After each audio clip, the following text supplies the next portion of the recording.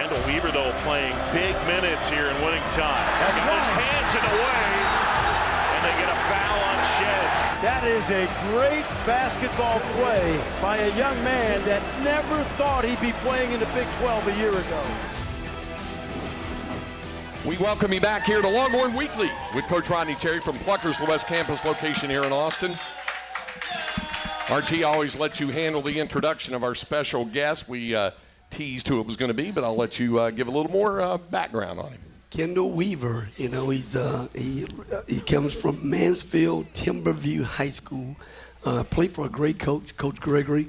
Won 2 state championships there while he was coaching.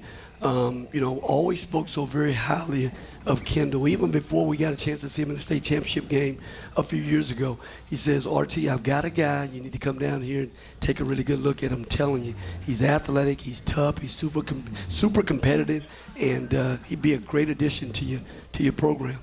And yet, you started off at UT Arlington. You started off at UTA. Talk a little bit about the process that started even when you were in high school and how that was going, and then once you entered the portal and the conversations you had with Coach Terry, Kendall. Oh, yeah. Coming out of high school, I only had one offer. It was UTA. So I just took the risk, went there, and, you know, everything ended up working out. Then when I hit the portal, Coach RT Terry, he hit me up, and it just felt like home ever since. What were the things, you know, all the things that you started to find out originally about Kendall, RT? Did you see that in what he was doing at UTA when he was starting out there? Well, you know what? In year one, Coach Beard and I, we lost out in the first round of the Big 12 championship. So we went down to the UIL state championship game and watched all the games that day.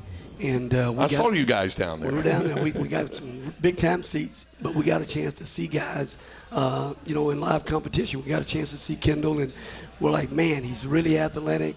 You know, he's a guy worth keeping a really good eye on. And, you know, the minute it presented itself, I mean, we knew what we were getting in terms of a super competitive guy that was athletic, that could guard. You know, had already played a year of college basketball already, and he'd already been coached. He'd been coached well, and he played in a state championship program in high school from a coach that we respect a great deal. Also recruited a guy named Isaac Likely. Yep. That signed with me at Fresno State, played at Oklahoma State. Yep. They're so very familiar with the program that he was coming from, and you always want winners in your program, and Kendall Weaver's a winner.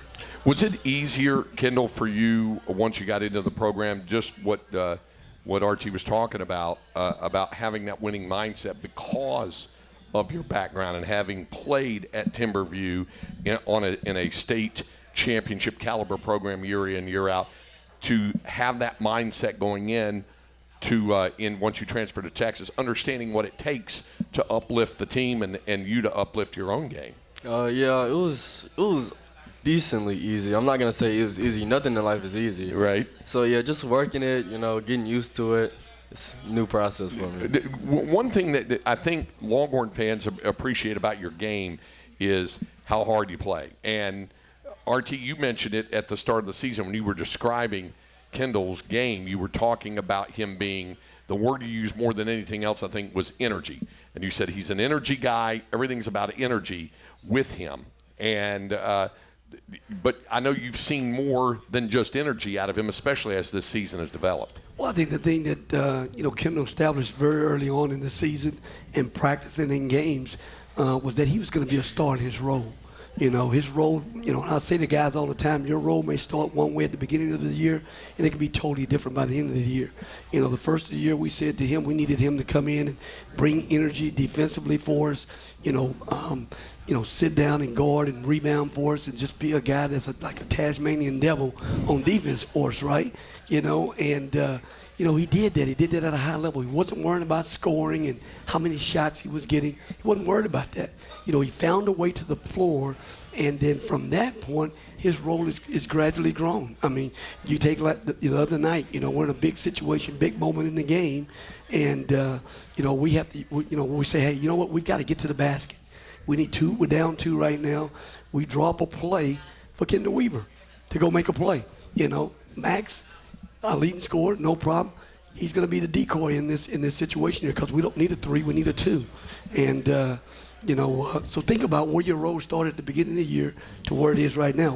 We're putting you in a big moment, big situation for you to get downhill and try to go make a play. When Coach Firstly described what your role was going to be, and you knew that Tyrese Hunter was here, and you knew, obviously, that Max Asmus was transferring in, what was going through your mind about what you wanted to show, what you felt you needed to do when you got here, understanding that those two guys were already set in the backcourt? Just playing behind two really elite guards, it helps me grow as a player and off the court, just learning from them, two very elite guards. So him giving me my role, I wasn't really upset with it because those are the two things I love doing. So. All right, so with that said, when he draws up a play the other night for you to get to the basket, what goes through your mind? Man, I don't know. Everything was going through my mind. I was just trying not to mess up. You can't play perfect, but I was just trying to do the right thing. Right. Now, the other thing comes to mind, in the Oklahoma game, you get a big shot block in the game as well. You have rebounds in the game and scored at the time a career-high 11 points. You topped that in the game at BYU. So you've been in more of a scoring mode, although, like you said, you're not necessarily looking to score, but if the opportunity's there, you're happy to take it. Does that something that takes a little more development in your mind, understanding that there's going to be more times where coach and your teammates are going to look to you to score? Yeah, even if I'm not scoring, I'm driving, I could kick out to somebody, just put pressure on the defense. Have you always been able to elevate like you did to block that shot? Yes, sir. And that was one of the things you saw about him? Oh, no, we saw that. Like I said, we watched him in the state championship game, and you talk about a guy that was flying all over the court and making plays at the rim and athletic plays.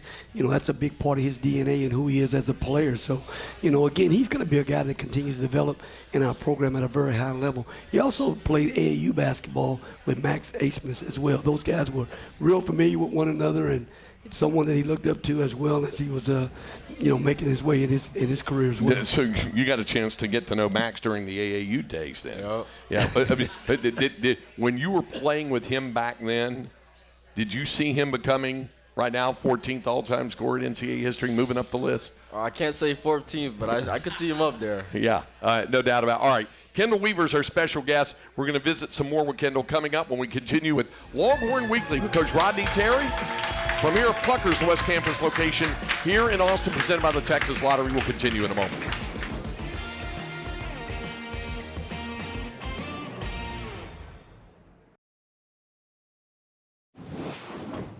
Moves along the baseline, back out front, and retreats with a dribble now. High on the left wing, 10 to shoot. Step back three for Tyrese is good as Hunter knocks it down, and that takes Tyrese Hunter above 1,000 career points. Congratulations to Tyrese, and he drains a three. We welcome you back here to Longhorn Weekly from Plucker's, the West Campus location here in Austin. That shot there that Tyrese Hunter knocked down against BYU took him over 1,000 career points. Our special guest right now during this portion of the program is Longhorns guard Kendall Weaver, and he had 1,000. He topped that. We talked about Max Asmus being 14th all-time in NCAA scoring. How about your thoughts? Like we said, it's the scoring thing hasn't been as important to you as the totality of your game, but how impressed are you with those two guys and what they've been able to do throughout their collegiate career? Man, it's unbelievable, man. I can't wait till I score 1,000 points. It's going to be great. Yeah, so you are planning to do things like that, then scoring then? Of course, yeah. Oh, okay, all right. You grew up in the Dallas-Fort Worth Metroplex. We talked about you playing in that outstanding program at Mansfield Timberview. You lived in Red Oak, Grand Prairie, Mansfield, Arlington, the southern parts of both Dallas and Tarrant County as well. And there's always been really good basketball in that area. When you were coming up through high school and even in your earlier days before getting into high school and what you did in club basketball and things like that, did you see a lot of guys, and did it help in your growth and your development as a basketball player when you were coming up during that time in the southern parts of Dallas and Tarrant County? Yeah, the DFW Metroplex is the mecca of basketball, in my opinion. So just watching them, learning, stealing moves from their game, yeah. Yeah, okay. So for folks who don't know, Kendall's sister is Kennedy Carter. Boy, this makes me feel old. I remember calling the women's games when they were playing at Texas A&M when she played there, and she was the number 4 pick in the 2020 WNBA draft. How much did the two of you help each other with your games? The fact that both of you were real competitive basketball players. Man, we honestly couldn't even finish a one-on-one game. It Really? always end in a fight. Really? We're so competitive. So How? Give us some understanding of what one of those games was like in terms of either the physicality or the trash talking, or were you trash talking to your sister? of course, Yeah. you got to. It builds character. And she was doing the same for you, right? Yep. You can be honest here. Who got the better? I know she was older than you, so who got the better end of the deal most of the time? I would say me. Oh, okay. All right. There's good. All right. Now, you wear jersey number 2. Yep. Reason behind it? There's a reason behind it, isn't it? Yes. What's the reason behind you wearing number 2? My best friend, Nevaeh Lopez, passed away due to suicide, so I just wear it to honor her. Yeah, and obviously, when those things happen at a younger age, obviously it affects us and it becomes profound. And so, when that happened, does it make you more determined as a basketball player to deliver on the floor, thinking about her and the memories of it, and wearing her number? Yeah, of course. Just playing with a chip on my shoulder all the time. You've been described as this quote unquote energy guy. What does that mean? Just everywhere on the court, whatever the coach asks me to do, I'm doing it. Yeah, diving for loose balls, racing up and down the floor, and things like that. How about the biggest adjustment that you had to make, say, from UTA, which of course it plays in the WAC, a lot of travel in the WAC, by the way. So you're playing at UTA to Texas. What was the biggest adjustment that you had to make? Biggest adjustment was definitely my time management, just managing my time, being places on time, 10 minutes early. We didn't have to do that at UTA. Yeah, that's true. By the way, for folks who don't know, you better, when we all have the itinerary, you better be on the bus 10 minutes beforehand, or you might get left. 20 minutes before. Some of the 20 doesn't hurt. Yeah. That's for sure. That's for sure. How about it? Since you mentioned the time management and things, is that one of the most challenging things you think for student athletes, is being able to properly adjust and balance the time you have in basketball, the time you have in the classroom, the time you have in study hall, along with personal time? How was that a challenge for you? I have a planner. I like to write my planner throughout the day, and our GAs make schedules for us, so I just follow the schedules. Okay, outside of academics, outside of basketball, what do you enjoy most about being a student at UT and a student athlete at Texas? What do you enjoy the most outside of basketball? And outside of basketball, what do you enjoy most? It's certainly not visiting with these knuckleheads from the corral, is it? I love the corral. I love the corral so much. Yeah.